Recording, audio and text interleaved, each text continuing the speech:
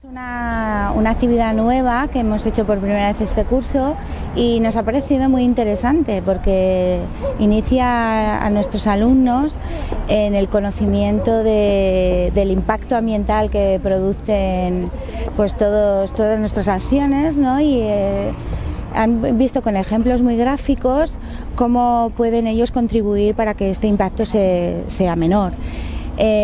Han aprendido, gracias a las monitoras que han estado en la clase, pues que hay 3 tipos de autobuses, con biodiesel, los híbridos y los de gas.